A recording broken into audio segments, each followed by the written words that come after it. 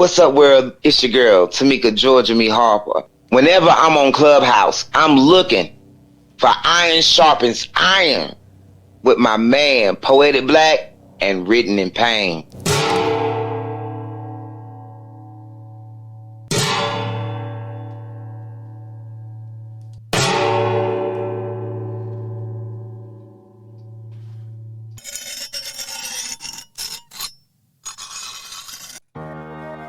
As iron sharpens iron, so one man sharpens another.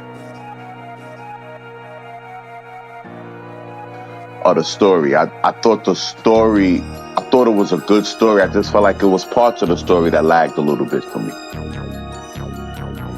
Your cadence, man, it captivated me. Me, it's just the sincerity in the piece. You know, I could feel that, and the emotion is always going to win me over when I can feel that it's real. So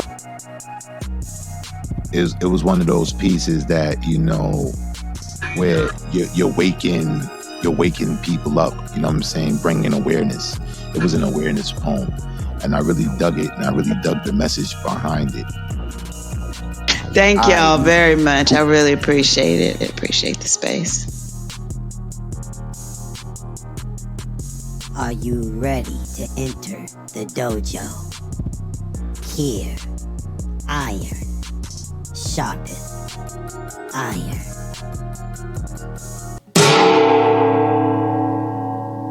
Previously, on the Grand Griot competition, the top 6 poets prepared to do battle in the famous duo collaboration challenge. And whereas each member of Team Black paired up with a member from Team Pain in order to choose any famous duo and create a piece illustrating how said duo would save poetry, this prompt resulted in a phenomenal night of spoken word. In a library where truths and lies vary, this is the story of paper and pen. Where do I begin? Looking grim in your grimoire, I saw the binding you were bound to, and in that exact moment, I was enchanted how I found you. I wanted to drown you in every bit of ink, but I never thought to think that it was magic in your book. And now, I know I gotta get a look. So can I look? The sheets of me are endless, but you see the potential in my every page. I'm the stage for your script and a diary for your diction. My composition caters to you, so let's create. I'm a blank slate, so stencil your scripture into my spine. Draw me into your mind. Well, only it flowing in your margins doesn't marginalize the margin of size that makes marks come alive. You know, alive. I found Lazarus in your paragraph, fool, being the outline of what deep is. So can I drown in you? Break the levees between my lines with your letters. Put all your courage into cursive onto me. Let's turn the pages of our lives together. I'm just a journey, but the journal is all yours. You see pathways in your paragraphs. Make footnotes feel like cliffhangers and sequels. Love and hate, peace and pain, it seems to be equal. While dying on deaf ears, it seems to be lethal. But I don't think I have a choice. So paper, oh my paper, can you help me find my voice? Louise, I do believe this might be the trip that we both need. Just you, me, and this summer breeze. With a few of these here tight 16s. Let's put some distance between our woes. Mouths open like the road. Let's go. Drop the top and turn the radio on. All units, be on high alert. This is an APB. Be on the lookout for poetry. Last scene, making a scene, disturbing the peace about the mistreatment of Rodney King or ML King or the Congolese. Poetry has the streets quaking in their knees. We've lost control. She's no longer afraid of us. The suspect is considered armed and dangerous. She's taking heavy fire, but it went clean through. Last scene, making a left on Green. Louise. What the hell happened to poetry? Turn off the radio. Thelma, be quiet and let me think. Supremacy was killing the creativity of poetry. We can't take it. They boxed her in one category. That's trigger warning. Blackness in smoky rooms engages the extra feeling. Line after line, hand clapping, finger snapping, drum loads of voices echoing, head nodding until skirts blaze stages. Then caught Melgaze wait. You mean to tell me a woman wins the heart of poetry lovers through her resilience, not her brilliance? No beauty found in the essence of her words unless it elicits sexual feelings. There's something we must do to make our words more appealing. They can't continue to define us by the amount of shit we've been through, like being placed at high stakes as we relive the sour taste of blood taste from a lover's spills. Thelma, what you feeling? They fear alchemical loudmouth bitches. That's the reason why they burned the witches. Louise, I need you to keep your hand steady and listen to me. We've got to go save poetry. For this voice she's giving me, I'll risk everything. I'm ready. Hold the wheel. Keep your hand steady. At the ready for what's coming. I got the gun. Heads up. Trigger warning to anyone suffering the sleep apnea of overdosing or choke, suffocating on their own insufferable opinion as they slumber, asleep on themselves, attempting to sleep on poetry. I hand in my letter of resignation, no longer relaying any of my humanly resources to the defunct Division of Defense against your ever-prevalent expectations. Y'all been desecrating deities for your base needs for centuries, placing women under your feet because of ego and pride. Now, all right, what do we have here? Yes, Mr. Jack Oswald White, also known as the infamous Joker, 33 years old with multiple mental ailments, including bipolar disorder, narcissistic personality disorder, pseudo-bulbar effect, which is the result of a neurological brain injury. A very cunning individual they made you out to be, Mr. White. But let me first introduce myself. My name is Dr. Harleen Francis Quinzel. Yes, I'm fully aware of who you are, dear. A psychiatrist who has knives stuck in her flesh but pretends that she isn't bleeding. I've already been in your office, and my, does it already have a pleasant aroma. Thank you. It just makes my heart flurry. How wonderful it is. But your name, it could use some medication. I know. How about Harley Quinn instead? Yes, yes, yes. I am already intrigued. But please, continue. Harley Quinn. Right, so anyways, I'm hoping to provide some normality at Arkham Asylum.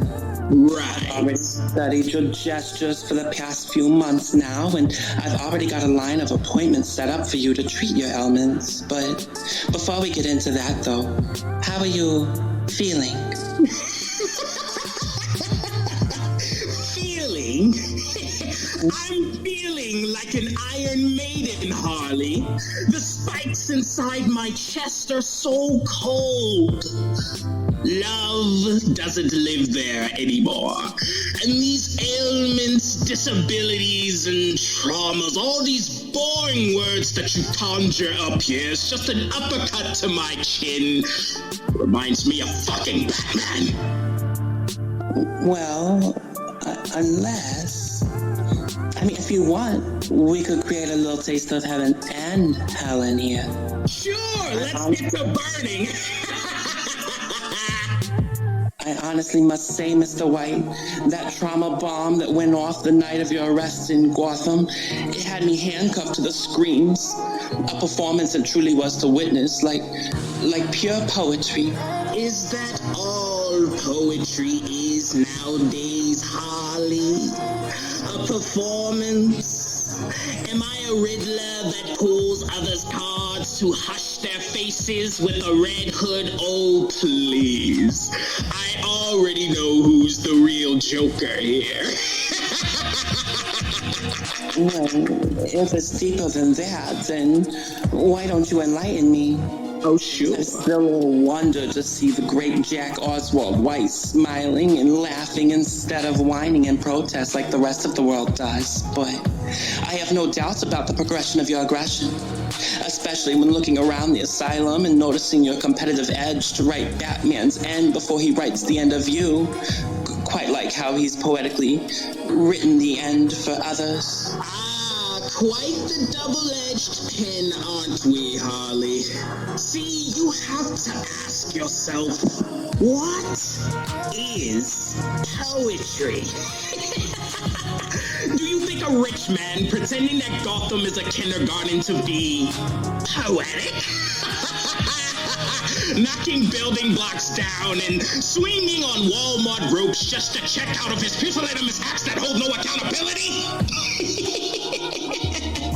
I hate to be the Mad Hatter here, but I mean no harm when I try to lure people into this Arkham Asylum. I mean, Harley, why not allow them to see the dark side for once, other than just Batman's uniform? My, Mr. J, you're not like my other patients. I'm not supposed to tell you this. I've honestly been trying to get Poison Ivy to write me a kiss for a long time now. But unfortunately, her taste is becoming expired.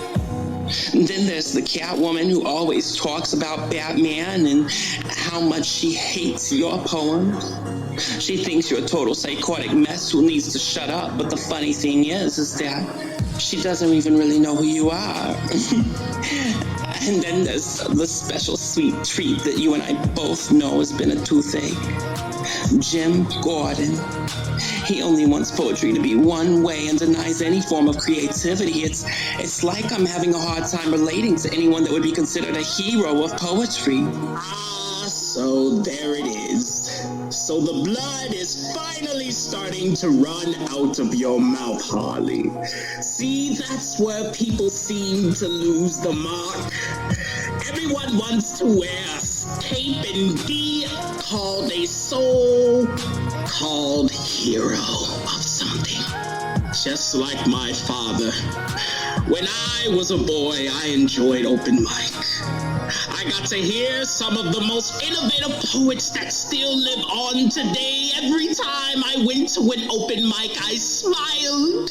I bombed the stage, and because of that, my father would beat me repeatedly, left and right and up and down. I would have bruises while being bruised and used by the abusing audience. And the bruisers wouldn't even know how they were bruising me. Oh my, Mr. J. I didn't know that.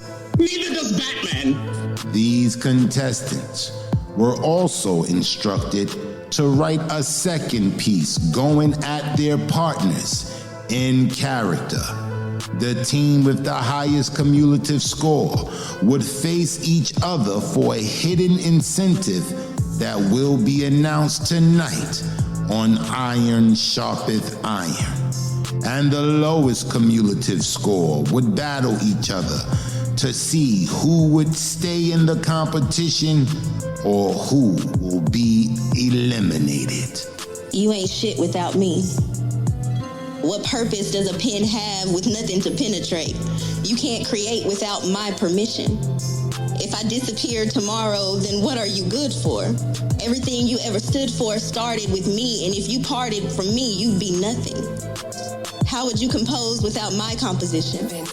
Do you even have a mission besides mating with me? You have no use on your own. I mean, just think.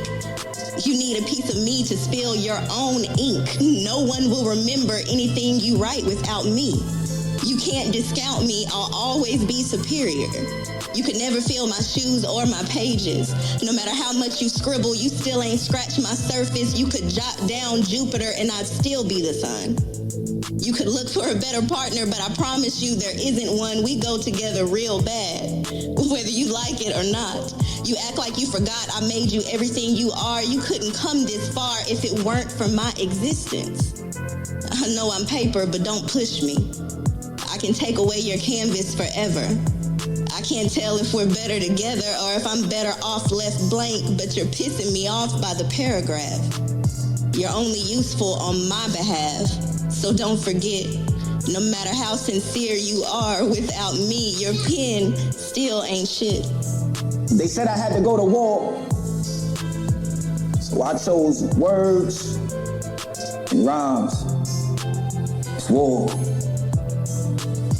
So why does pen have to be pendulum? You know, I swing back and forth, so of course they want to mimic him. They know pen is penitentiary. It's nothing but bars. If pen is mightier than swords, is that why words leave scars? It's like I'm leaving scratches on paper. And sometimes, pen, it causes frictions. It's like I'm striking matches on paper. So paper, my counterpart, how do I counter art? Knowing that this is penalty and penance. So now I'm in too deep with the pen and I can't find in deep pen dents. So pen keep penetrating while lyrically liberating, because I die for this. I bleed ink on you until every piece of your page is saturated in my sadness. They would find your body of work next to a vacant inkwell, dilapidated by madness. You see, I've truly gone mad. But how do you fare thee well to the same page that carried your fairy tales? You held my etchings etched between your lines when time seemed to run on like the free rights that I had to write in you. From the first time my tip touched your page, I knew that in the inside of your void, I'd find an open view. It's true.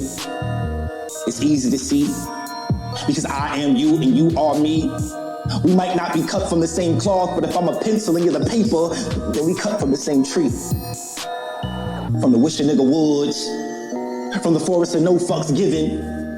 They say deadly pen, deadly paper. You might think Edgar Allan Poe did it. Or who did it? Or who read it? Who wrote it? If pen said it, then paper told it. If pen saw it, then paper showed it. You know, if pen pens truth well, I know the paper quotes it. It holds it. Paper birth words at C-section. It's a special delivery when the paper gets folded. I guess all I'm saying is, I'm here to deliver a message. Because pen be peninsula, a big body of work surrounded by flow. Pen be penicillin, because I kill infections that try to grow. So, pen don't feel penniless. It's more like pen got pensions, with a pension for dispensation. It's a train of thought that's trained to chart, because pen turned pen station. So it's not about competition, it's about compensation. So pay me attention, or pay me in paper. Because what I write down now, it's gonna be worth more later. It's like twisting time just to sentence me. I guess this is what it feels like to have big energy. They say my lingo is foreign. I be talking in clicks. So when you hear the click, click, click, know that it's not just clickbait. It's prologues and paragraphs that's mixed in and twist fate. And fate, it might twist like Oliver. But the characters that I draw, I saw that they only had to die to become popular. So if you want to become popular or famous, remember that it's me, pen, that could either write your name or leave you nameless. Because in this life, you gonna have a lot of minors, but maybe only a few majors. They say iron sharpens iron. I think it's more like pen sharpens paper. Okay, lights, camera, action. All right, good night and good evening, everyone. Hopefully you're having a great night. It seems like the cards haven't fallen in place properly. Oh, boo-hoo. And after all the hard work I put into this club for it to be a diamond in this heart that now forms into this spade. Dear Holly, this motorcycle ride of a relationship has hardly haunted me. Your mind is red wire, blue wire, while I'm hitting green lights in a purple attire while spreading hellfire to this so-called army. Harley, this breakup with you could never harm me, bitch. I am the bomb planted in Gotham. You ain't disarming me. So I built these pearlescent bombs to drop on your harbor, and like an advertisement, the bodies are sold separately. All right, shut up already. Joker ain't clowning around here. This ain't a game like Jeopardy, so pick carefully if you don't want cherry liquid spilling from your lips. See, I have this gun that is just like you, Harley. A delusional bisexual that can shoot pussies off the map. That good night bitch, but I've got some poison ivy on my fingers. That good night itch. Harley, all you know is gymnastics. I'll decay your body like a gothic Barbie before wrapping you in plastic. It's fantastic. See, I remember you cuddling up to Batman. Wanting to be a villainous hero, your heart is like a transvestite. It's no wonder you couldn't stick to the script. But even when you tried to stick to the script when you couldn't even dress right. I mean, even if tattoos and bank accounts are the only things you need to be a partner, then I guess I don't need organs to function since my skeleton is like a father to the graveyard ship with you as my coffin mascot. Now I'll just be hunting heads just to let the mask rot. See, I see envy like a Glock, keeping one hand on the trigger just in case some bitch like you think that this ignition isn't a religion that I shoot by. I'll put a crosshair on your soul and put bat wings on your spine. Cause let's be honest, Harley, you were never mine. It's why I used you like a joker just to get to the punchline. My words are fists that twist and shifts. This left hook has a shitty smell so you can catch a whip. See, Harley, I wave guns made of white teeth, tongues with ignition, voices with triggers, explosive brown lips that when it touches your skin it makes you shout, I'm burning, help me. I shot bodies like power lines while you drop boxers branded in Calvin Klein near a skyline. I'm the definition of sci-fi that connects 5 metal bars to your neck like Wi-Fi. We were never connected, let's be honest. We were a split screen that dealt with each other's static. Call me Deadshot, Harley Quinn, as I pin your body to a wall like a snapshot. With this green lantern in your eye, it'll be over in a flash. There ain't no justice in this league. And my rounds know no fatigue, so I never concede to this lead that leads into the hollow point of your mind. My words are shells that kill first and falls last. I turn bodies into shadows that show no contrast. I'm like a cameraman. You're on your knees for the next shot. You're just a camera fan. See, Holly, you can't reach me. I already know what it's like to massacre the masses while keeping my opponent sweet and slow like molasses. If you were really a part of the Suicide Squad, then you'd be able to hang with me. But your rope isn't cut out for this age, so close the book on this chapter. Read not another page, cause unfortunately, Gotham City is my Grand Griot stage. And scene! But, Puddin', Mr. J, are you okay? I hear you screaming and yelling down there, but that's honestly the same way you talk all day, every day. So how can I be certain if now you're in a pit of despair? I'm being so serious. For all I know, you could be in a pit of prepare. And if that's the case, let's be honest. I would be a transvestite doing you a huge favor to leave you down at the bottom to pull yourself up by your own punchlines and heckle yourself into a reason anybody should care. Or carry you into the next round through a collaboration strategy. A stroke of lucky poetic genius, it doesn't really matter. They both set up the scene for you to be locked up in Arkham, and I have my statement prepared should Gotham PD ask for any corroboration. I Harley Quinn, hereby swear under oath that the trauma bomb and the poetic pickpocketing, the Joker did them both. His jokes are lazy and repetitive. They're boring, but to fall asleep, you'd still need a sedative. Because the Joker, yes, that's Jack Oswald. No, Oswald. M-I-J-O, or U. I think it's Portuguese or something. Y'all should look that one up. Jack Oswald White, under penalty of hurting me, is only capable of 1 decibel register. It's loud and obnoxious and, well, Puddin', that's what I'll swear to, but Puddin'. Puddin', I just figured it out. The psychological reason why you demand you must shout. People think it's performance. I personally always disagreed. But Puddin', the reason you yell nonstop is to overperform, to compensate where you fall short of being able to succeed, which is Puddin'. Nana Puddin', to be precise. Just like Nana used to make it, only one major key difference that makes Nana's Nana Puddin' much more nice. Nana had way more Nana. You put in more Nilla. Puddin'. You're light Nana, heavy Nilla. You got rid of the meat of your poem Puddin', and then put in way too much filler. You scream your punchlines, cause if you delivered soft punchlines gently, nobody would feel her. And I guess that's why you switch personas so much. And I know you existed long before Harvey Dent became Two-Face, but you switch it up 3 times between breakfast and brunch. Mr. Dent would be broken trying to keep up with your pace. Trust me on this one, Mr. J. I would know. As controlling as you've been regarding this dialogue for just this one show, it's almost as if you provided a script for me to adhere to, and I followed it at first, but don't think it's because I feared you.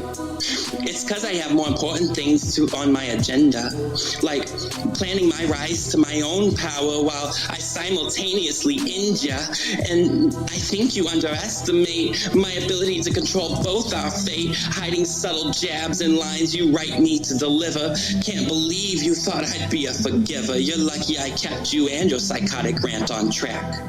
It would have been so easy to derail, making sure that the clown didn't come back. What do you know?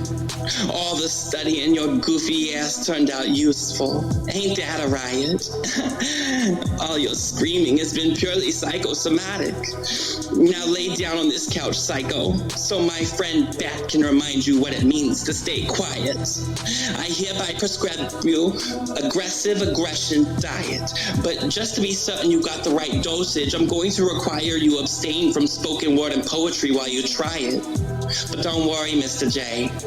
I'm only restricting you 5 weeks.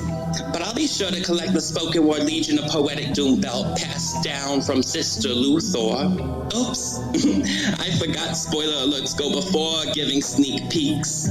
From my understanding, the Legion prefers somebody who yells when necessary but primarily speaks. Oops. Spoiler alert again. Spoiler alerts are almost as difficult as pronouns, Mr. J. I sure hope that Sister Luthor doesn't expect I use them correctly. Down, Griot. This is a trigger warning. The gunpowder on my gun was only meant to protect me and my friend. Shots fired weren't meant to hurt nobody in the end. I hate it's come to this battle of 2 strong women to see who's the strongest. Trigger warning. The clip's cocked, ready to fire shots. But everyone hurt in the midst, those weren't my intentions. Just like the man I slaughtered to save you, Thelma. I must turn the gun and aim at you, Thelma. I wipe my tears in your blood and pray you forgive me when we meet again. This may be a suicide mission, but if it is, I went out in flames to abolish you, Thelma. Trigger warning. My lyrics are a movement to drown out the trauma on the other side where healing lies. But that's not where hurt ears tune in. So buckle up tight for this ride. My heart of a rock, my pen. Empowerment for strongest soldiers are always seen as weak to those who use trauma for the likes of finger snaps and hand claps. Call this group therapy because everything must be written in pain. The shit sounds like insanity. What's the definition of Griot? A storyteller that saves $1.50 to submerge the room in trauma, darkened spirits who dim shining lights. Trigger warning. Stuck between passion and emotion, be the voice of trauma. Graded on A trauma, B trauma, C trauma, fabricated trauma, his trauma, her trauma, more trauma. Iron sharpens trauma. He had it the worst, she had it the worst. Them, they, him, her, me, you. Is this a community that thrives on drama and connects off trauma? Trigger warning is deep. Thelma, I saved $1.50. My therapist close by on standby, cause this is the closest you'll get to my story for finger snaps and hand claps. You gon' feel this episode of smacked. That moment I took life from that man. I was taken back to a time when no didn't mean no, and a hand wasn't there to save me from the hands of grown men pouring spirits in cups of orange juice to lay their ghosts beneath the sheets of the bottom bunk. Wow. The line grew longer and longer. Their faces became blurred, but the names I still remember as I stood there, pistol in hand. I was reminded of when my body wasn't my body. It wasn't a temple, but a playground. When I was still in the sandbox, his voice reminded me of when voices were silenced and courtrooms where justice was just us. And I was told my body was their body, and this body would be reprimanded even though it was God's body. Congratulations to Lexi and Miju for having the highest cumulative score, securing both of their spots in the next round of competition. And congratulations to Miju alone for winning the hidden incentive, which will be revealed tonight. But tonight, on Iron Sharpeth Iron, the saga continues, where the top 5 poets will prepare to do battle in the right as one of the judges challenge. Each contestant will have the choice to write a piece inspired by one of 3 poems written by the judges. The choices are Eric Moore's classic poem, Church, legendary Georgia Me's phenomenal piece, Niggards, or the Grand Griot's classic, thought-provoking piece, Habibullah. We are down to the top 5 poets. The Grand Griot title is within reach. Allow the saga to commence. Your judges for this evening: Poetic Black, written in pain, Eric Moore. The Bar Goddess, Queen B. And last year's Grand Griot champion himself, Brother Habib. And your host for this evening, the lovely China Blue.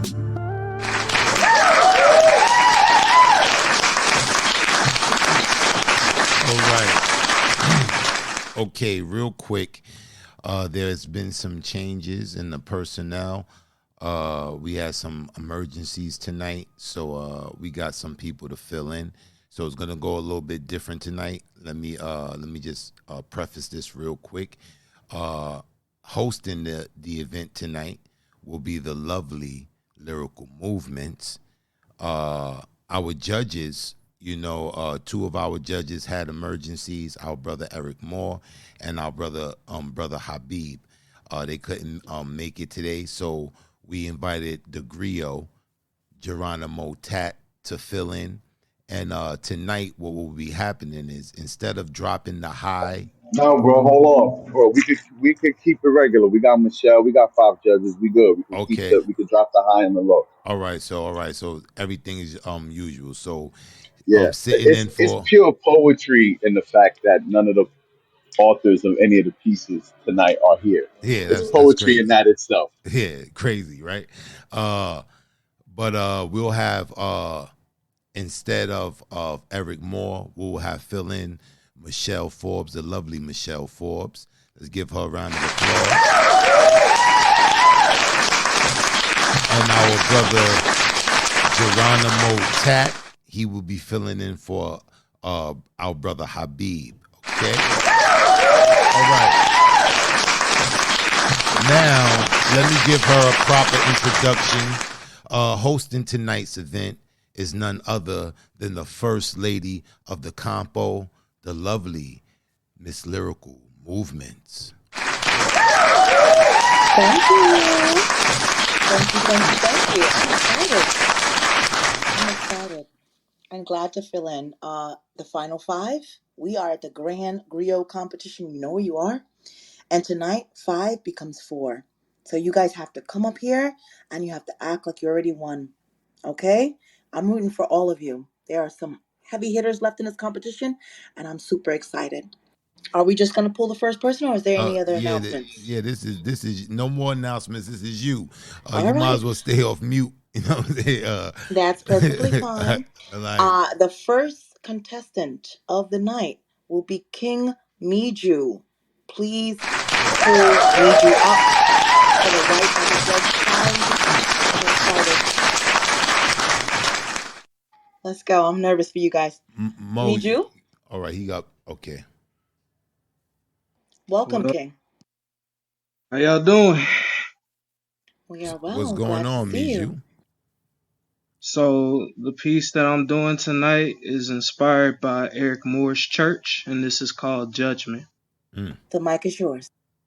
All right.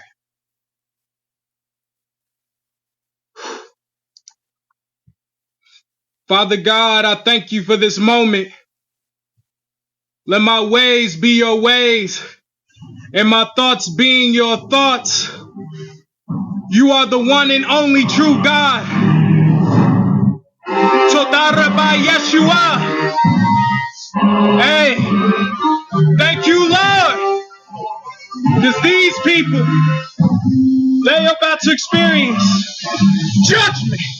For those who ain't with the Holy Bible, God's wrath like bullets get put in caskets like holy idols. God holds the title, these demons thinking that they can rival. But on arrival, when you get killed, there is no revival. In my palms, I hold revelations that seem like songs. Matthew taught me, don't brag the people about your arms. Holy Spirit abiding, you can't disturb my calm. If you ain't good, the voice within me, nigga, then we dropping bombs. It's all in my mind, exploding like mines while I'm in my optimist prime. Don't even have time to waste him a dime on niggas that sit like the swine. To shelter your spine, if you spilling wine like Christ, I'm one of a kind. Nigga, don't slip, we shoot like a clip, so don't get cut short like a vine. Demons get shot like a Tubi movie, they just bad, they can never move me. These are Kimbo Uzis, married to my trigger finger like a bloody ruby, it's so hard to do me. Jesus is my only soul, so you can never screw me. Killing me with the works of Satan, nah, you can never truly. In my message, I got confessions that lead to blessings. Demons come like a runny nose, but with Christ I can't be congested. Ain't no shot contested when I'm infested with this love inside my chest. If you come at me, you need a bulletproof vest. Putting bodies in the dirt, a nigga need rest. I'm in my spirit of excellence, dreaming like a treasure chest. There's an expedition, y'all finna catch birth like an exorcist. Yeah, I'm in Christ, yeah, there's a set for this.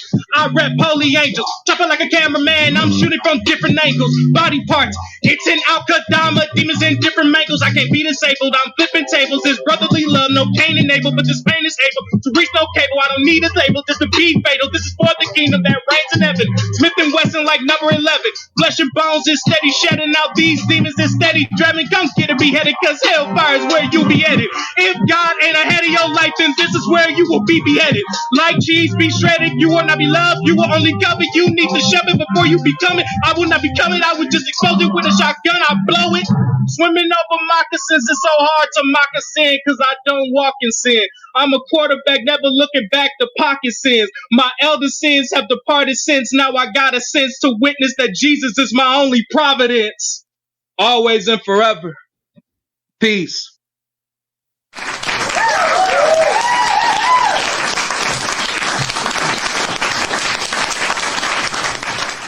Okay. Thank you, Miju. Okay. Okay, Miju. Okay. You happened to win an incentive last week. Isn't that right, Payne? Yes, indeed. Miju won the incentive. He did win the incentive. Okay. So we said we was gonna reveal his incentive for this week. So Miju, and I hope the rest of the contestants are hearing this.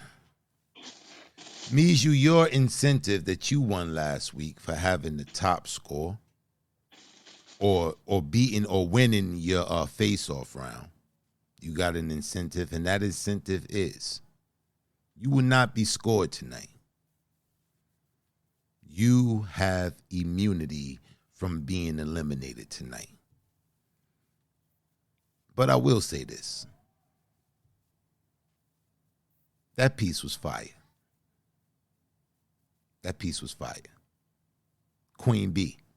Listen, the way that you put that piece together, my favorite part was when the track stopped. Because when it first started, it was like swallowing you a little bit.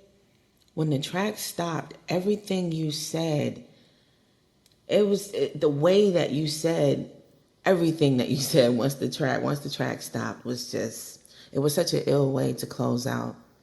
Very energetic. The wordplay was crazy, bars were crazy, so I thought you did a great job. Geronimo Tat. Oh wow, it's to me, this piece was a risk. To me, I think you showed a lot of flows, but some were offbeat.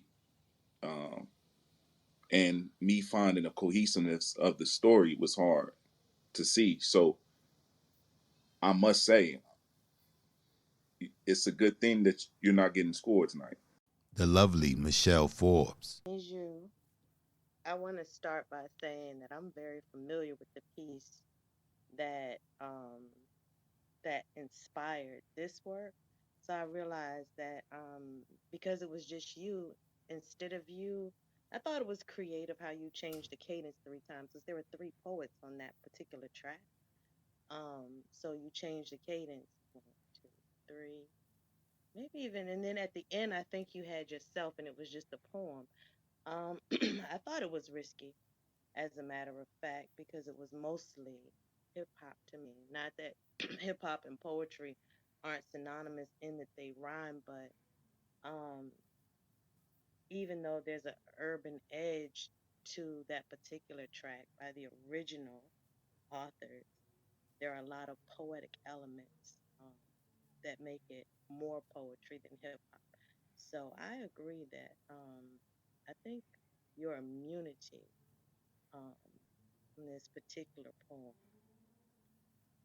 saved you. My brother, Mr. Written in Pain. Man, I'm gonna tell you something. Last week when you won the challenge, of course I knew what the incentive was. And I was like, yeah, wow, Miju won the immunity incentive. And he's one of the people in this competition I feel like don't need it. But, bro, I was struggling. It took a while for me to catch the vibe on this piece. The beginning, the way it started, it was real rocky for me. And me being very familiar with church, I even struggled a little bit to make a connection. I agree with Geronimo. This was a risk, and I appreciate you going out on a limb with this piece, brother. But you count your lucky stars. You did your thing last week, and you are immune from being judged for this piece, brother. Enjoy your immunity, and we'll see you next week. All right, there you have it. Our brother Miju has immunity. He cannot be eliminated tonight. Congratulations on that incentive. And according to the judges, man, it served you well. Okay, back to you, the lovely Miss Lyrical Movements. Thank you, King. The gods were definitely in your favor, King Miju. They really were. Congratulations. All right, the next contestant we have will be Queen Kiana. Kiana, come on up here, baby.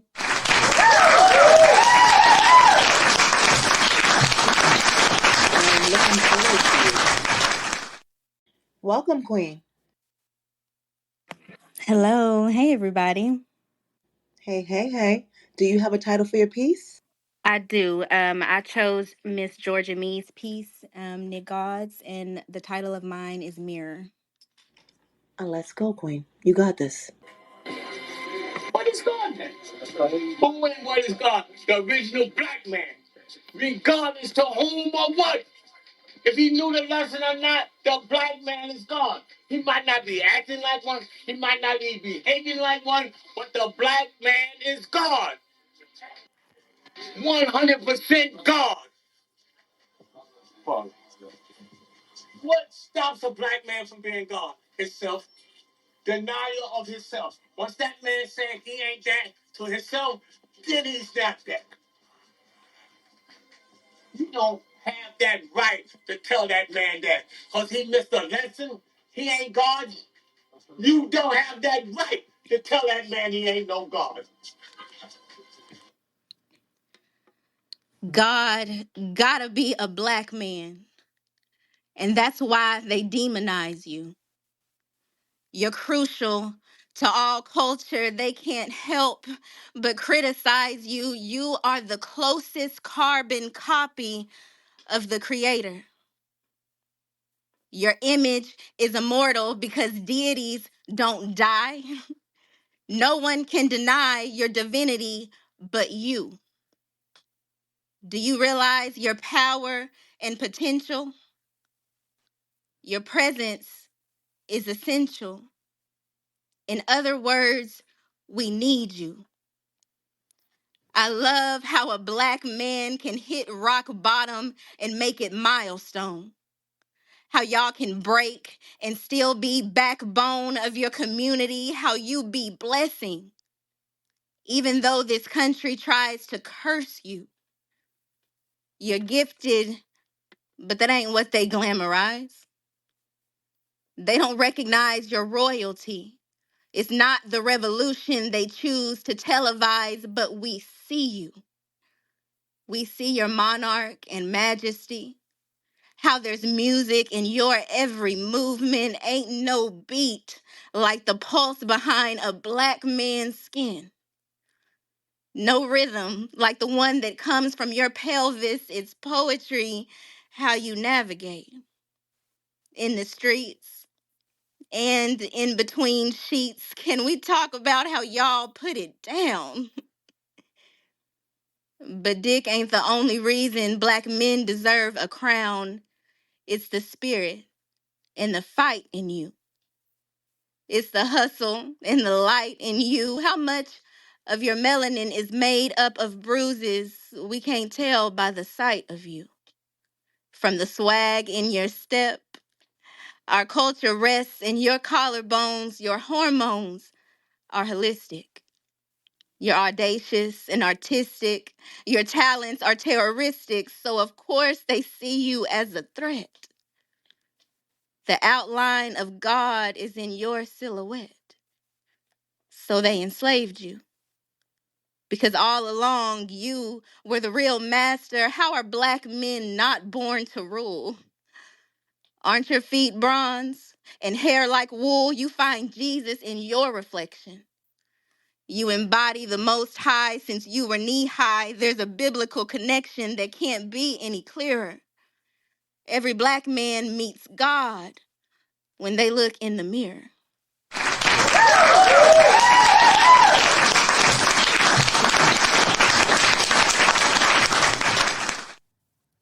Okay, Kiana Pearl.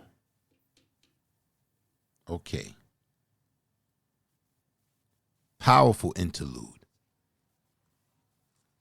Powerful interlude. You know, I thought this interlude, it gave a lot of texture to this poem. And I really felt,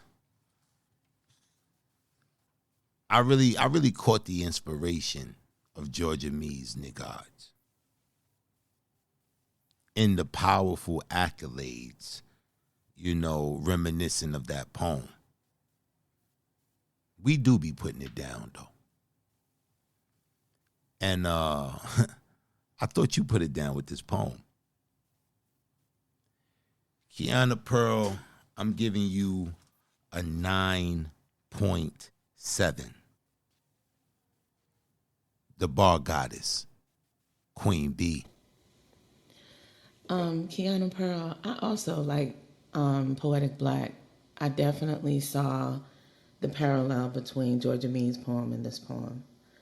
I also agree that the interlude was powerful. I also feel as though the poem was missing something. I felt like like everything, I've heard it before. I also felt a lack of competitive nature in it, whether it was in your delivery or decisions to make to add additional poetic license. I didn't feel riveted like at all. I didn't feel anything that made me just compelling, or I felt that part was definitely missing in the performance and in the composition of the poem. With that being said, I'll give it a 9.2. A 9.2 has been recorded. The Griot, Geronimo Tat. You know what? I agree with Queen B on that. I didn't hear the competitive nature, right? But there was something in your voice. It was or cadence that says that this is truly what you believe. You know, this was uplifting without patronizing.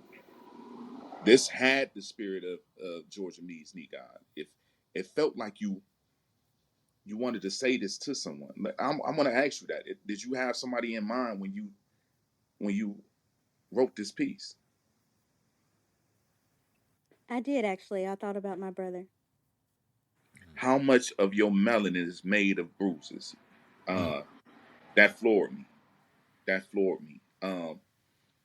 And so when I say I agree with Queen Beast, I wonder if it needed it, because I felt it on a whole nother level, and I wonder if that's just because as a black man connecting to it.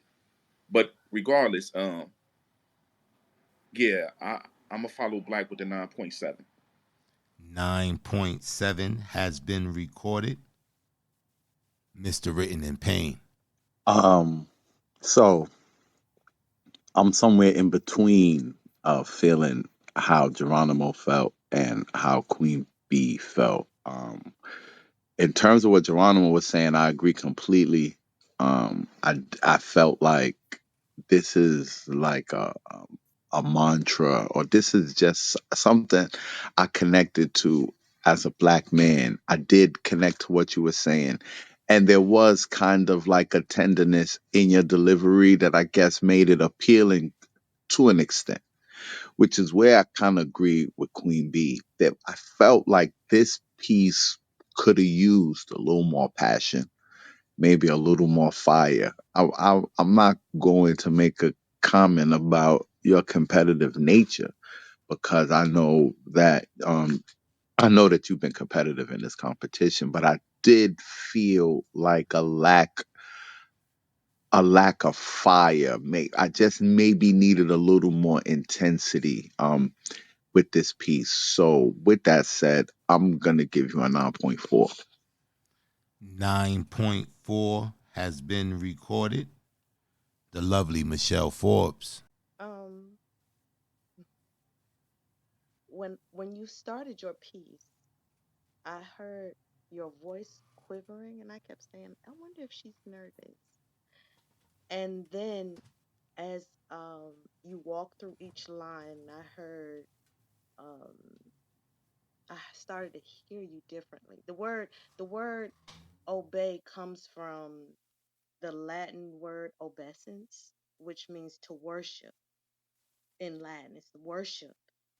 And as wives, we're called to worship husband. And so in your imagery, I started to hear the embodiment of obeisance in your work.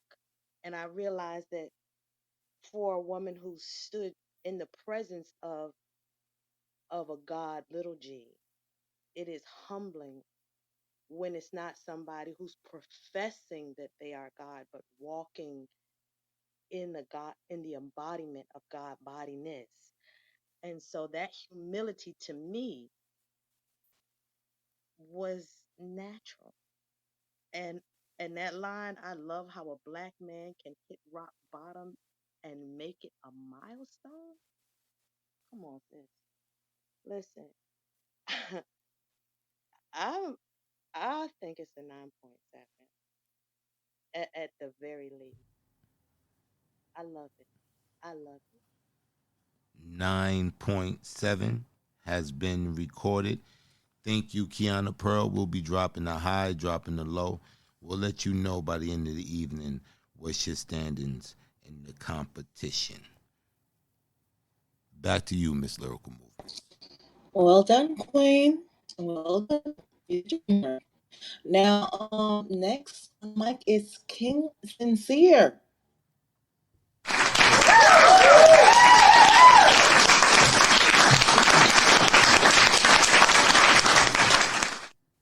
Hey, what's up in the stock gang? You know, we outside hugging trees, drinking water. What up, though? Do you know we are Peace King? Do you have a title for your piece? This is I am inspired by Eric Moore's Peace Church, and this piece is called "Take 'Em to Church."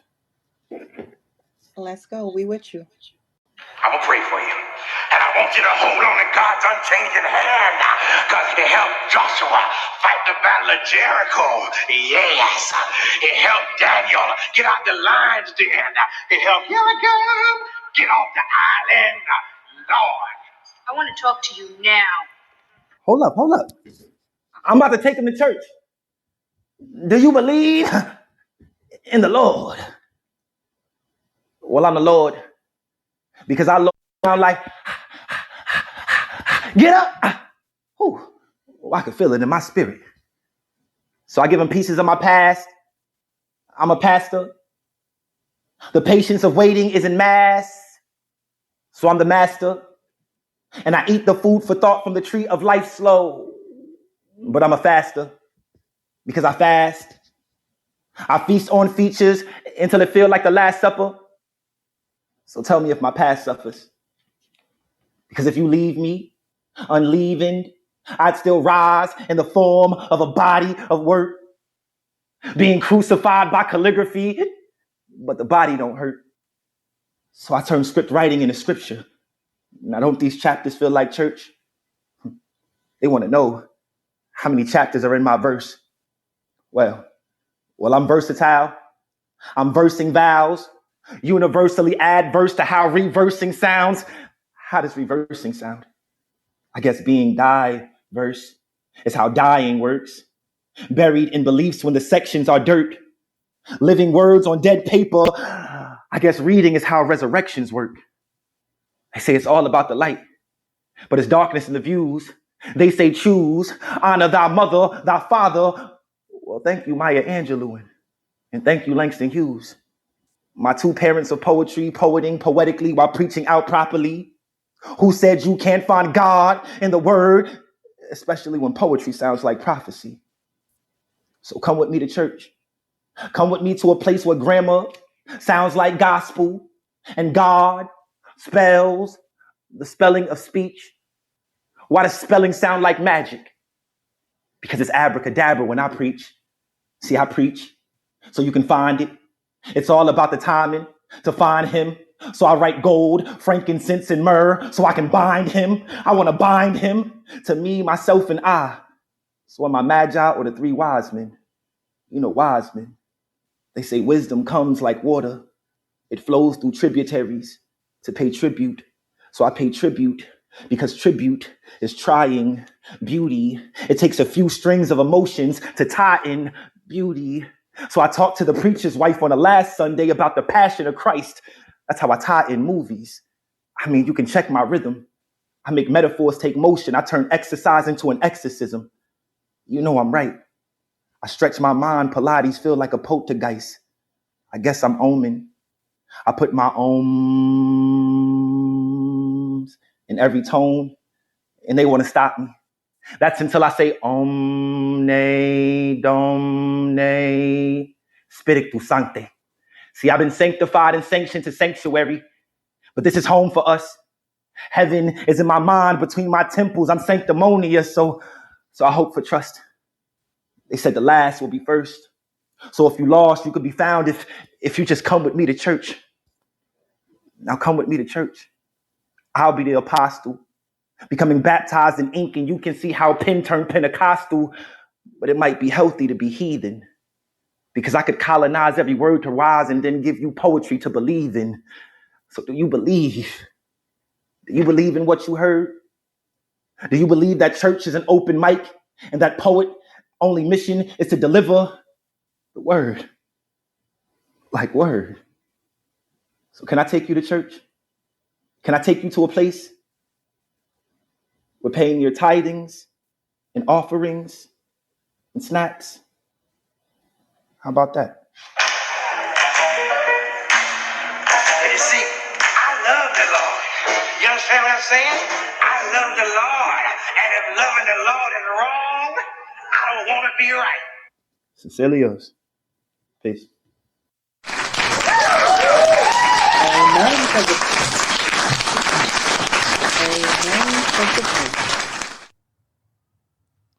Okay. Sincere. All right. First, I want to say that the poem is dope. I like the poem. I do. I like the poem. But I really struggled with the sentiment of Eric Moore's church. The one thing that I got in common is just the word church. I got that. But the flow, the content, not really. Really towards the end, you made mention of the open mic, and equated it to church, like in Eric Moore's piece. But throughout the piece, I didn't really get it. I didn't really get the vibe or the sentiment of Eric Moore's church. However, the poem was dope. I liked the poem. I did. With that being said, I'm giving you a 9.2. The lovely Queen D. Sincere, I agree with Poetic Black. It was a good poem. Undoubtedly, it was a good poem. It, however, was not parallel to Eric Moore's piece. And again, too, the same thing at the end when you spoke about open mic and that the tithes and offerings being snaps. Like that was the connector, like driving it to poetry, but it was kind of like a little bit too late. It took too long, to get us there. I also feel like in the beginning, in place of the etymology, would have been better used if conceptually it revolved more around Eric Moore's piece. With that being said, I give it a 9.3. 9.3 has been recorded. The Griot, Geronimo Tat.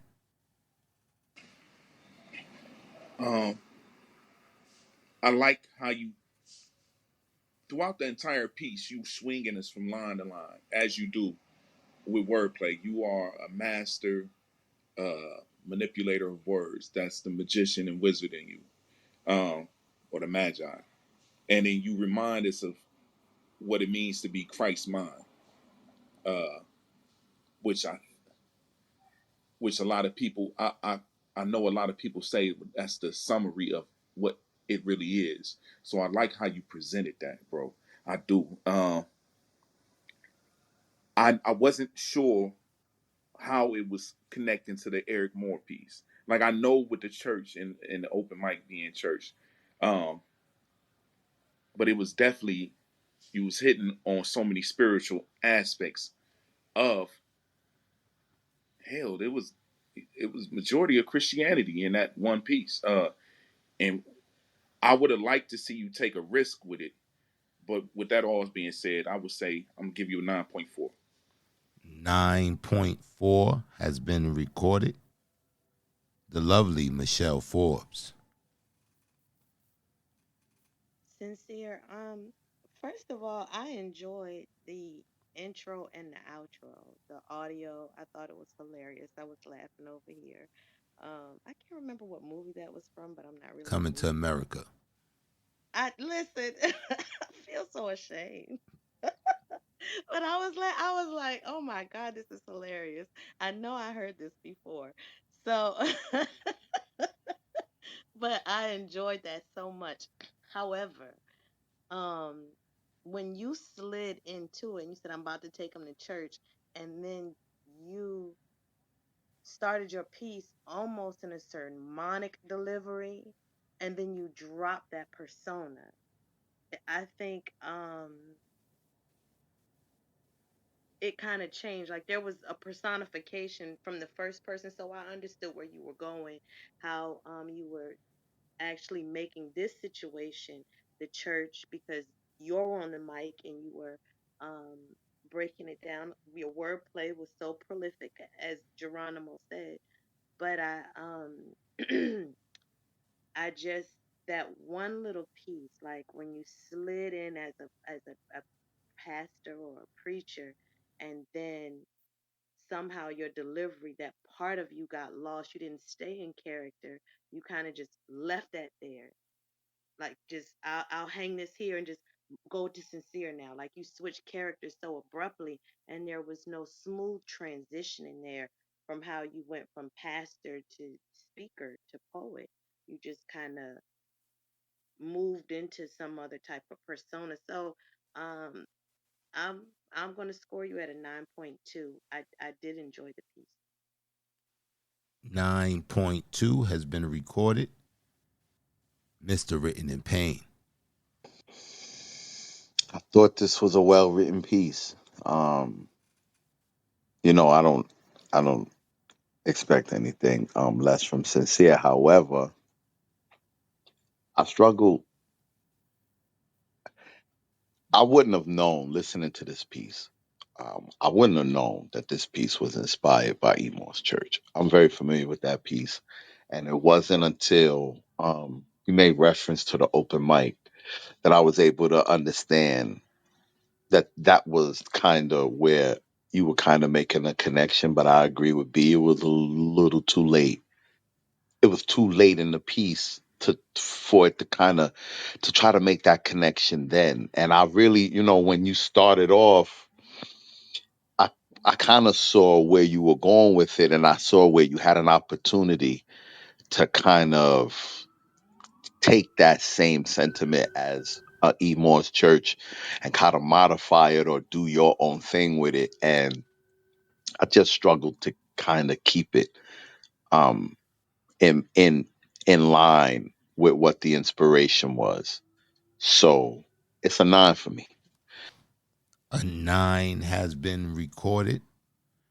Thank you, my brother Sincere. We'll let you know by the end of the evening what's your standings in the competition. Okay, Lyrical Movements.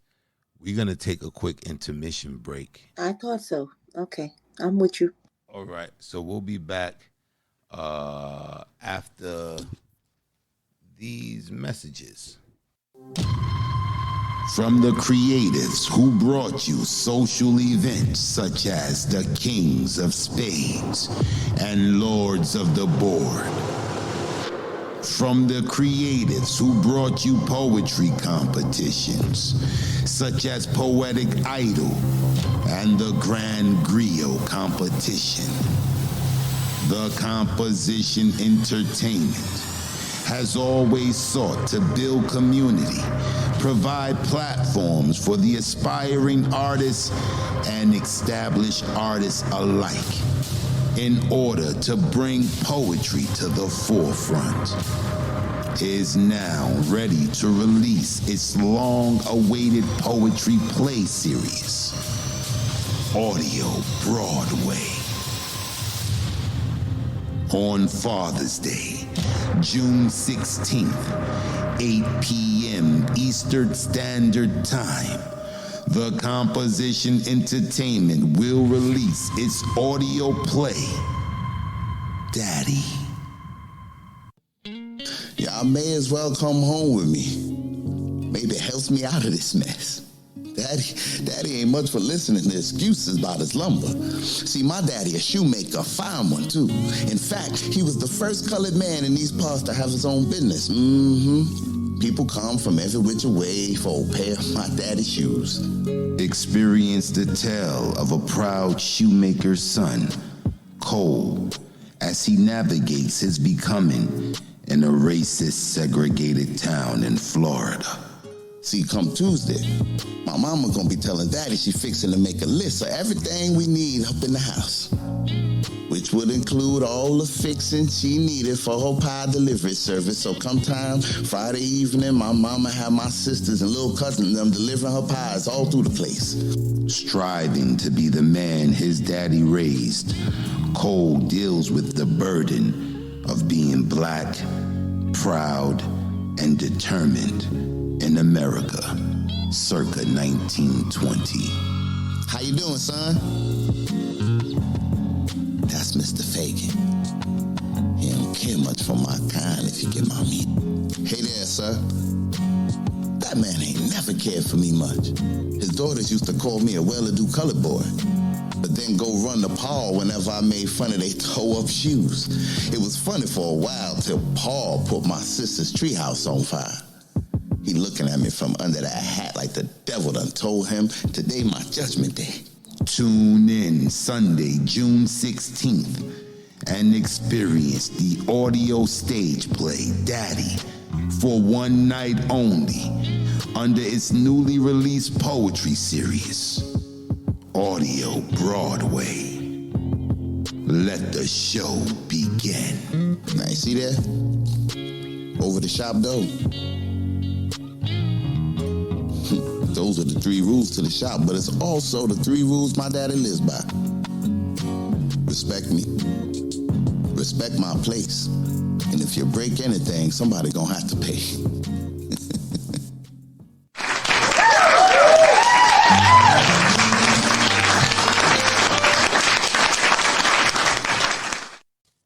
Welcome, welcome, welcome. You are at the Grand Griot. You know where you are. And next on the mic, we have Queen Lexi. Let's go.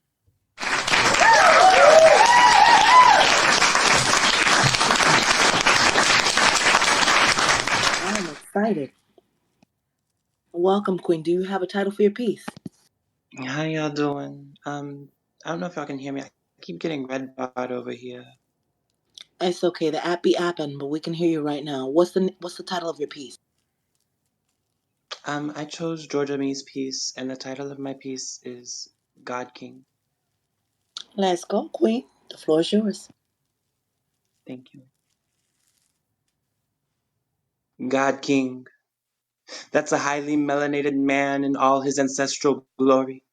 Ifa, divination, Egyptian pharaohs, and the Harlem Renaissance converge, creating a sun-kissed royal deity story. Because it's infinite, the power of black man's confidence can create, simultaneously consecrating in both being fetishized for proudly existing, while his black pride existence generates hate. Such abhorrence in the obsessive objectified sexualization, both are strange, poisonous fruit, reaped from seeds sown and sourced from the insecure fragility of the egotistical oppressor. Society would have you believe that the magnificently melanated man is animalistic, only good for the hunt, only appreciated to satisfy the worst case of jungle fever, with a phallus so freaking huge that it can only be explained per a freak of nature animal fusion stereotypes of the angry BBC. DTF while FTD, degradation is tangible fear, while fetishization will turn dehumanizing. Both breed cold-heartedness. And yet, despite being forced into the most restricted man box to exist, despite societal expectations limiting the God King who is already enough, to expressing only two modes of operation, anger and sex, he rises above to persist. Against all odds, with the weight of the world on his shoulders, when it would be convenient to set the world back down, the black man resists, even with the knowledge that every day in American trenches has been designed as an uphill battle. The God King straps on his armor, and day after exhausting day, the black God King chooses to enlist because nobody can do it for him. He really just needs reciprocation. He needs for those who he supports to support him.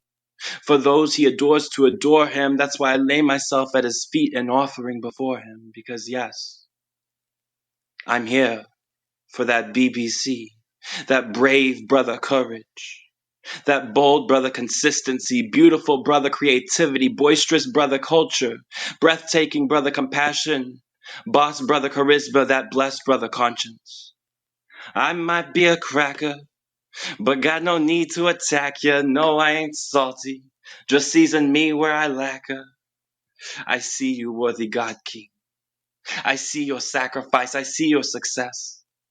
Even though your pain is recognized as excruciating, your fearlessness is witnessed as unwavering. While your tiredness is identified as exhausting, your stamina is counted as tenacious. Despite knowing that your burden is differentiated as excessive, your legacy is recorded as legendary. So release the energy, the inner God King, the inner gangster, the inner glow for all to see and align with vibrations, activate chakras, meditate to manifest, find the perfect frequency to release the energy with inner growth, like laser-like focus on longevity, level up consciousness, transcend dimensions, look inside to solve the rest, be one with nature and ground daily and rise up in your ascension, like the Kundalini. Generation after generation, royal deity, melanated genetics with crowns of glory formed through hair interlocking. With the strength of mind and surety of remaining true to self, finding power and knowing that he has arrived. He is the God King.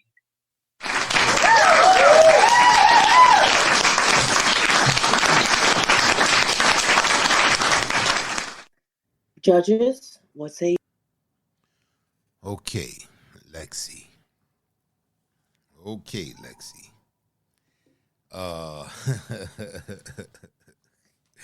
This was risky. Jumping out of an airplane without a parachute. Good Lord. I thought this right here was ballsy.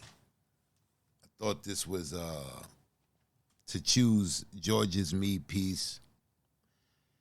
But I thought you did it justice. I did catch the sentiment. I did catch the sentiment of Georgia Me, the accolades, you know, the positive affirmations for the black man. And I even caught my favorite part of Georgia Me's poem. You kind of switched it up, but the little diddly. Fuck you, cracker. And I caught that you slid that in there. That was clever too. That was very clever. I thought you did a good job. You know, staying in the parameters of what you can say, what you couldn't say. And I really dug the BBC flips. You know, I thought that was very creative as well. You know, highlighting the fetishization of the black man. You know, and I thought it was thought provoking. It was thought provoking, and I thought you did. Overall, I thought you did a good job. I'm giving you a 9.4. The bar goddess, Queen B.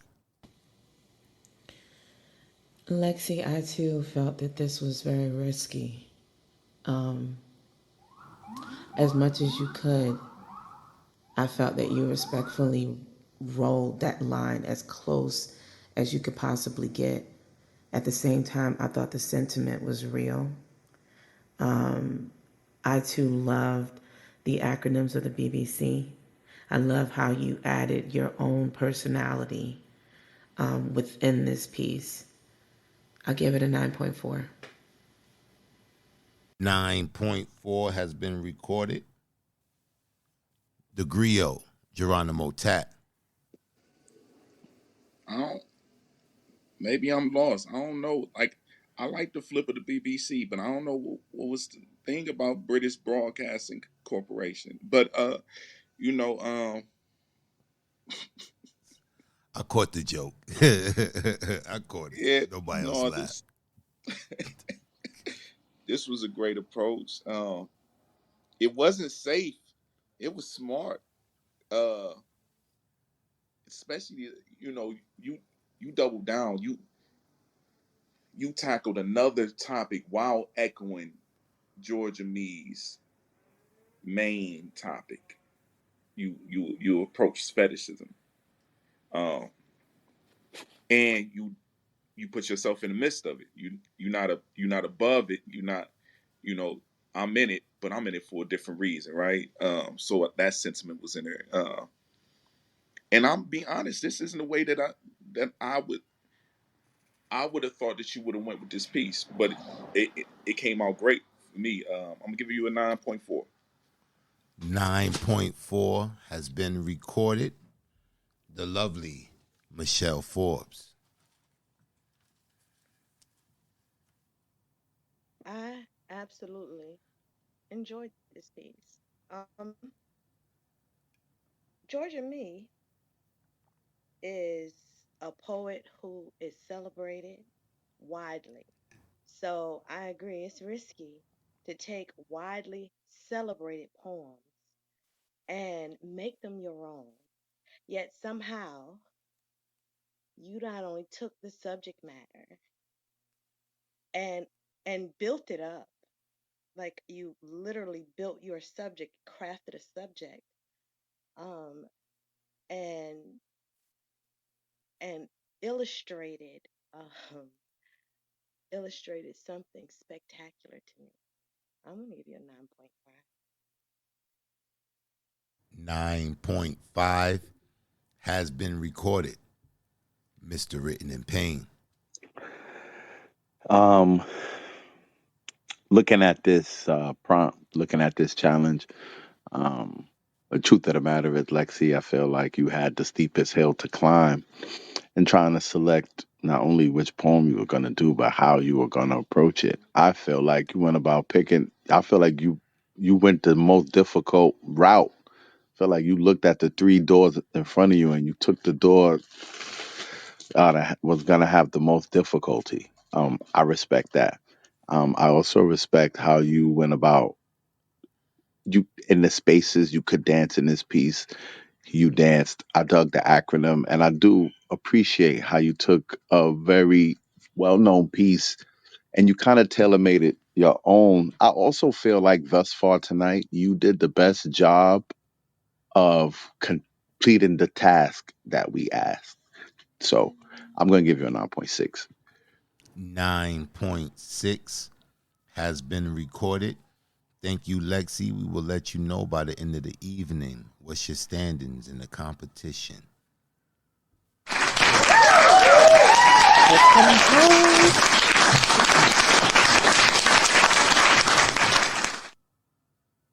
Well, without further ado, we have our last contestant of the evening, and that is Queen Candy B. Please pull her up. Hello, can you hear me? Welcome. Do you have a title for your piece, Queen? Welcome. Okay, yes, it's called Hood Gods. And which judge did you choose? Georgia Me, Niggods. Let's go. The mic is yours. This piece is called Hood Gods. HOODGODS. Hood gods don't gotta be hard to prove their masculinity. They just exude confidence, power, resilience. Ghetto celebrities. I love their swag, hustle, the energy they put in chasing a bag. He motivation for these verses while I chase cream. Not to be mistaken for a street rat, the man of my dreams. And hood guys ain't snatching purses, scamming, scheming on a crack-ass government. To those who don't understand the culture but televise the worst parts like little vultures. Hood guys are the pillars of their communities, especially when they're courageous enough to change their narrative. Take penitentiary chances to feed their families in the battle to break generational curses for their seeds. I'll be lucky one day if he let me ride. Beat a Bonnie to his Clyde. I'm a sucker for a thug with an accent like Clyde's. If that tongue action right. I'm not too concerned with his sides, but sex is in what the way he takes my heart. He don't just have street knowledge, he book smart. Can run a trap house, a company fresh from Fortune 500 shit. The way he run the hood, he could run this nation. If only he realized the power he holds inside. Survival is the epitome of every hoodlum. Let the church say amen. More than a fan, just like them arms. I'm a hoodlum buff. Whether he working in a factory, crossover professor, or in them streets still stuck, I know he be a diamond in the rough. Riding down the Shaw box Chevy sitting on chrome. Clean with the gangster lean looking so supreme. Dropping them hydraulic Sundays drama free. Freedom from the invisible bars that surrounds his goals. Freedom from the ceilings that don't see him as invincible. Freedom from the tears he wasn't allowed to cry. Dear God. Look at that smile. Bright enough to blind the sun. Hoodlums are natural born leaders, controlling the room just with their demeanor. And I won't detract from the labels on their back. The media stereotypes attract. Pistol toting, drug slinging, knife throwing, finger twisting monsters of society.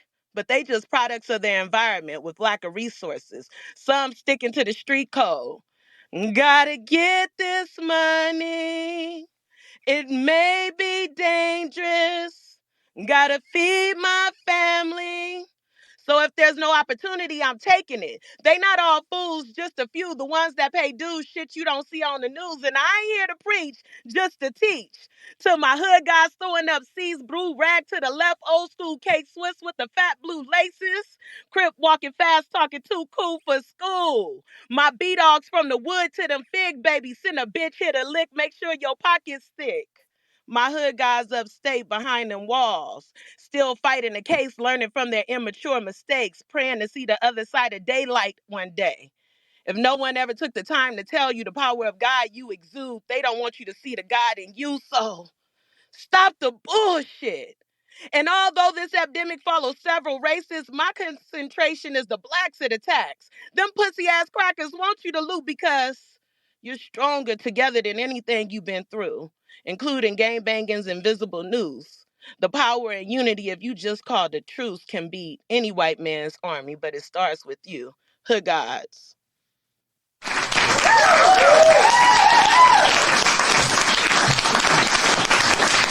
Let the church say amen. Judges. Okay. Okay, Candy Baby. All right, let's get down to the nitty gritty. You definitely played this very close. You played it very close to Georgia Me's Niggods. I really felt Niggods in the cadence as well as the sentiment of the poem. I don't want to say you kept it too close for comfort, because you did what we asked you to do.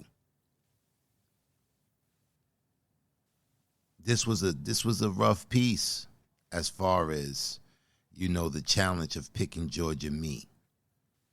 But overall, I thought you really captured the sentiment of that poem. And I enjoyed the piece. Candy Baby, I'm giving you a 9.6. The Bar Goddess, Queen B. Candy Baby, I felt that this was a good parallel to Georgia Me's piece. I love the title. I love that you started the piece out by spelling the title out to reinforce and give everyone time to, to allow it to sink in.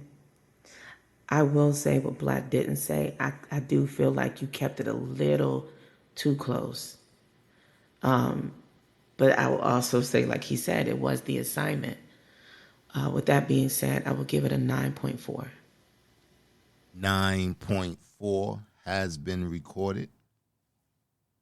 The Griot, Geronimo Tat. Good God. This piece, it makes me think of if Georgia Me was from LA and wrote Negon in LA. I'm gonna be the one to go on a limb and say I think Georgia Me would approve of this piece. I think this variation echoes her same sentiment, just in a different way. I thoroughly enjoyed this piece and the approach to it. I'm gonna give you a 9.7. 9.7 has been recorded. The lovely Michelle Forbes. Candy, listen, I don't care what stage you hear Georgia Me on, what poem you hear. Number one, it's going to be relatable, extremely relatable. And she's going to do it confidently. You came out the cut swinging, literally. Um, and the assignment was to write a piece inspired by Georgia Me. So I felt like when I was listening to you, I was smiling the whole time. I was like, she nailed it. Literally. It was extremely relatable. And if anybody asks why good girls choose bad boys, I think your poem should be Googleable. So the answer could be there. I loved it, loved it. Um, I think you nailed it. I'm gonna give you a 9.8. 9.8 has been recorded. Mr. Written in Pain. Listen, the way he run the hood, he could run the nation. That's a t-shirt, man. It's a t-shirt. Uh, the assignment was for you to take these pieces and make your own version of it. That's what I said, and that's what you did. Um, you took Knee Gods and you wrote Candy Baby's version of it, and it hit. And I feel like Kiana's poem was like talking to the woke niggas, like you in the poetry spot or you somewhere where they burning incense. You know what I'm saying? And Kiana come with her poem. Your poem was like for the niggas on the corner, niggas in front of the barber shop. And like you heard, you know what I'm saying? I'm giving this a 9.8 because you was talking to me. All right, Candy, you was talking to me. A 9.8, man. 9.8 has been recorded. Thank you, Candy Baby. We'll let you know by the end of the evening what's your standards in the competition. Okay.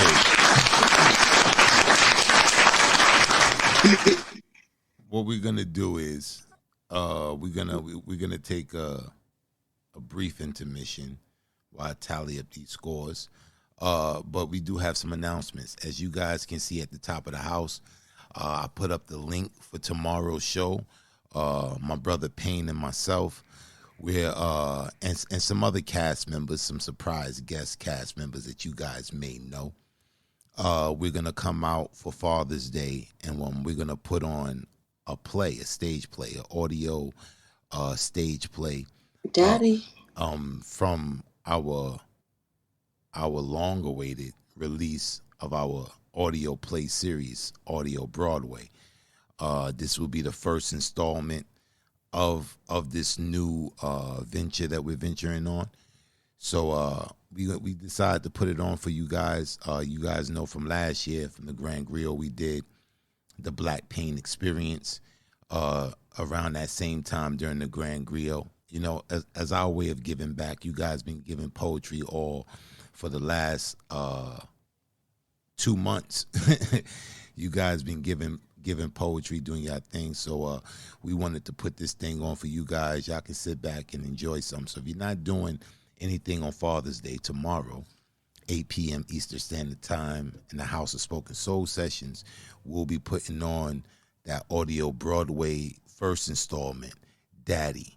And I tell you, this is a tearjerker. It's a beautiful story written by my brother, Mr. Written in Pain.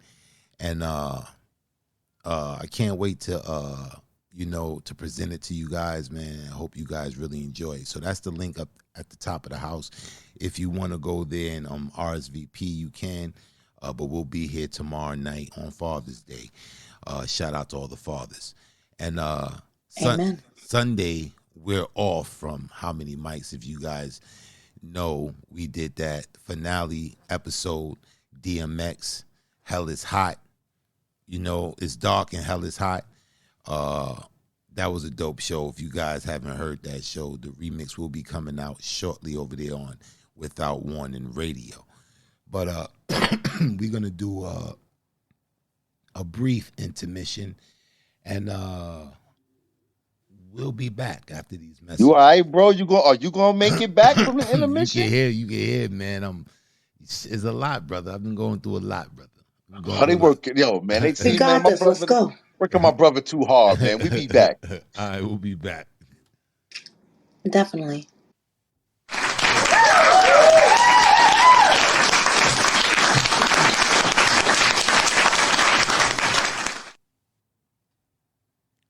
Okay.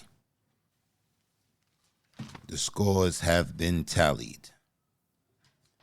So, if I mention your name, you will be proceeding to the next round of competition. And if not, unfortunately, you will not be proceeding to the next round of competition. So, as we will have it, first up, our brother Miju, who received an immunity incentive. He is prohibited from being eliminated tonight. An incentive well needed. So congratulations to Miju. You have made it to the next round of competition.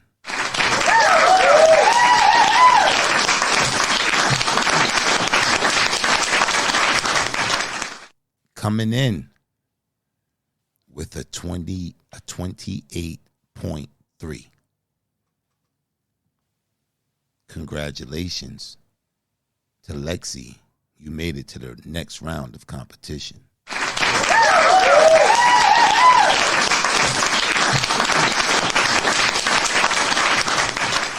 Coming in with the next highest score with a 28.8. Congratulations to Kiana Pearl. You made it to the next round of competition.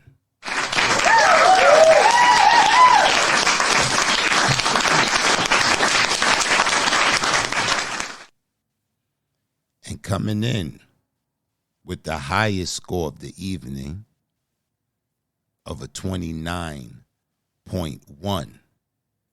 Congratulations to Candy Baby. You made it to the next round of competition.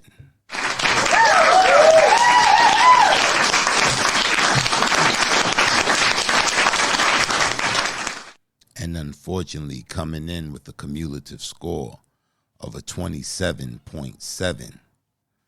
Unfortunately, our brother Sincere, you will not be proceeding to the next round. However, my brother, you did an amazing job in this competition from week to week, coming with your artistry.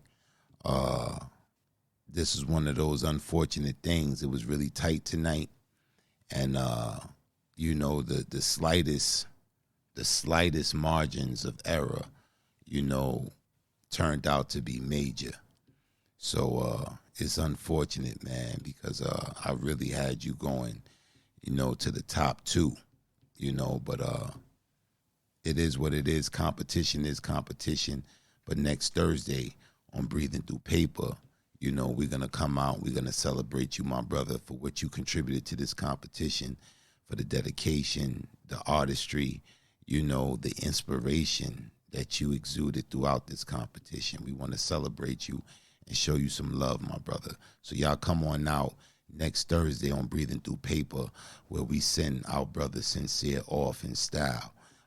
He has definitely made it to a fraternity of scribes. You know, he has been inducted. So come out and we're going to celebrate this, brother. Let's give him a round of applause.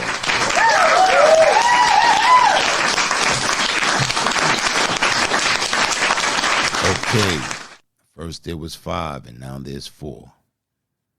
There's 4 people left in this competition. The final 4. The final 4. You know what, man? Mm-hmm. That incentive made things very interesting. That's all I'm going to say. It made it very interesting. That incentive made things very interesting, man. But peace to my brother Sincere on Team Pain, man. But that incentive made things very interesting. Yes. But you know, it is what it is. It's competition. And you know, we gotta split hairs, man. We really gotta split hairs. So we down to the final 4. All of the final 4 contestants that's made it this far. I hope you guys can see yourselves with that belt wrapped around your waist. Hope you can see yourself, you know, accomplishing this mighty task. It's a long competition. It's grueling. You know, it's filled with anxiety, you know, but you guys are wading through it, you know, pretty well, you know. But it's not over, though. Final 4 is final 4. You want to be the final one. You want to be the Grand Griot. So we still got work to do. We still got work to do. So we're going to get a word from our Griot sage. We'll be right back.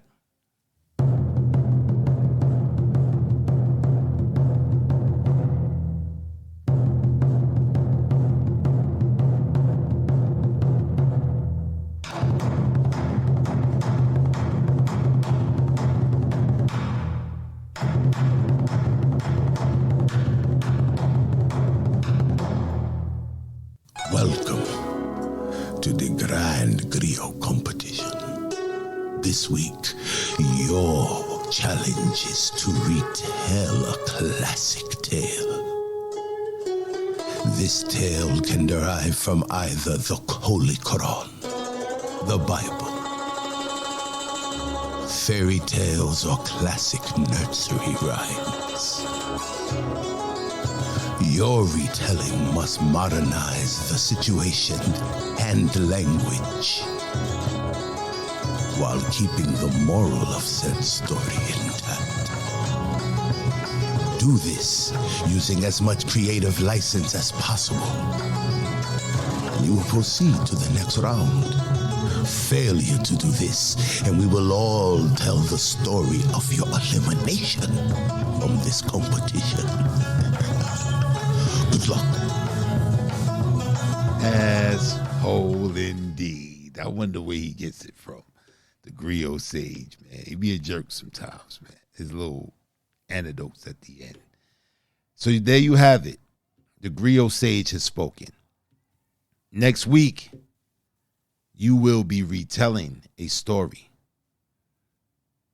As the Griot sage said, it can be a story from the Bible. It can be a story from the Quran. It can be a fairy tale. You have as much creative license as possible. And you are to modernize the situation and the language. If you decide to choose something that has that old English language to it or whatever. So modernize the language and the situation. And this is where it gets it gets hard right here. Because these stories that you guys are gonna bring, we're gonna be running through these stories with a fine tooth comb. So knowing anything can happen, I would suggest that you guys really go balls to the wall. Knock it out the park. Don't hold back, because you never know where your standings will be. Last week, Mahogany Soul got eliminated. She was slated to win this. This week, another fan favorite has gotten eliminated. So you never know what's going on right now. You can't take no risk. You can't take no time off. You've come too far to let your feet off the gas. You're supposed to go pedal to the metal right now. You can see it within your grasp. So, like always, on Wednesday, we will be doing a prompt discussion room, give you guys any further clarifications that you may want, or if you have any questions concerning this prompt, you can ask those questions there. My brother Payne, you got anything to add to that? Indeed. Although we want you to modernize the language and modernize the situation of the story, we do want you to keep the moral intact. So whatever story you do pick, if it's a fable or whatever the moral of the story is, we want the moral to stay the same in your retelling of this story. Also, for those of you on Team Black and for those of you on my team, we need to know what stories you are picking by Wednesday. That way, if we need to freshen up on our knowledge of the story, that gives us a time to look at the story so we have a better idea of what you're doing come Saturday. So please let us know what story you are using by Wednesday. Just defer to your team captain and we will go from there. But that's going to be it. There's no time limit on this challenge. But as I always like to advise people, if you're going to write something long, make sure you keep it interesting, because no one's going to give a high score to something that is long and boring. No Facts. Diddy. No Diddy. And yeah, man. So this challenge, I mean, last year with this challenge, similar challenge, they came up with some phenomenal work. Some phenomenal work retelling stories. So I want to see what you guys come up with. I think it's gonna be interesting next week. So this is a challenge right here. You really want to let your wings like soar. You want to let your storytelling ability, take precedence and really shine next week. Don't take no chances. All right. So with that being said, I'm gonna mention one One more. more thing. Oh yeah, go ahead, brother. I do want to send my love and appreciation to all the people that I called last minute that stepped up Thank you. and helped us out tonight. I want to start with my sister, Michelle Forbes, who I called at the last minute. And Indeed. she didn't hesitate to step up. And I appreciate you for that, my sister. My brother, the Griot, Geronimo Tack, who's always on deck to help us out, man. I Facts. appreciate you always, bro. Appreciate you, King.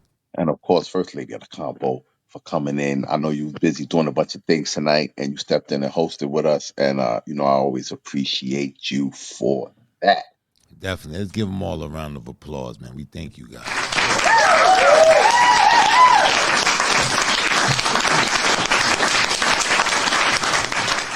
Yes. So the show must definitely, go on, man. And, these guys stepped up for us in a major way because emergencies happen. So things happen, life be happening. So We definitely Yeah, thank you and shout guys. out to Emor and brother Habib, who are, you know, they both are dealing with some things, and our love goes out to both of them. Definitely. Okay. So you guys have it next week. It'll be the retelling of the story challenge. Remember tomorrow, if you want to RSVP, don't forget, we putting on Audio Broadway tomorrow. We presenting the first installment of that audio stage play series, Daddy. It's gonna be a phenomenal story. We definitely put some work and dedication into this. So please come on out if you're not doing anything, and you know what I'm saying, let's have a good time. Let's have a good time, and hear this dope tale of Daddy. I'm telling you, it's riveting, very riveting. So we're gonna see you guys tomorrow, 8 p.m. Eastern Standard Time. And we appreciate you guys, man. Payne, you got any departing words? Team Pain, let's go. Yeah, Team Payne took a hit tonight, man. Team Black, keep doing y'all thing. Way to go, Kiana Pearl. You held it down because you was a lone wolf because Miji was already, on the other side already. So you held it down. You had your katana blade on you, and you did some slit slicing, and that was up. That's what's up. All right, man. Shout out to Candy Baby, who was the highest score getter. Yeah, I knew you was gonna let that Keep go. doing your thing, Queen. I know you was gonna let that one go. All that meat on the table, man. I knew you was gonna let that go, man. But yeah, shout out to Candy Baby, the highest score of the evening with that 29.1. Yeah, man. Team Payne did their thing, man. Unfortunately, y'all lost one tonight, but next week is a new week, new challenge, and all you guys, man, Team Payne and Team Black, I know you guys can taste it, man. You're almost there. I know you're getting weary. Your back is getting tired. Your hands and your wrist is hurting. It's only 3 weeks left. Yeah, I know, man, but it's been a long 14, man. I know. Some They can see that finish line. They looking at it. They can see it. And you know what I'm saying? And everybody's thus far in the competition right now has been here since the preliminaries. You know what I'm saying? They did a piece from the preliminaries to now. Everybody that's left. So that says a lot with your endurance. So y'all keep up the good work, man. Get back in the lab and put it down. It's gonna be a dope night next week. But with that being said, we love you guys. Final four. Good night.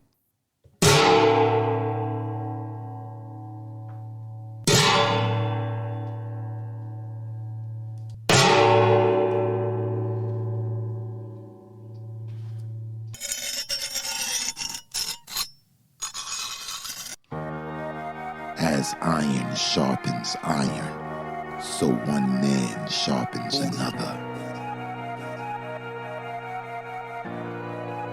The story. I thought it was a good story. I just felt like it was parts of the story that lagged a little bit for me. Your cadence, man, it captivated me.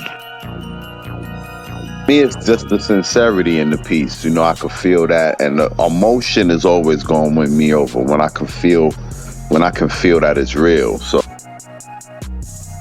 it was one of those pieces that where you're waking people up. You know what I'm saying? Bringing awareness. It was an awareness poem, and I really dug it, and I really dug the message behind it. Thank y'all very much. I really appreciate it. I appreciate the space.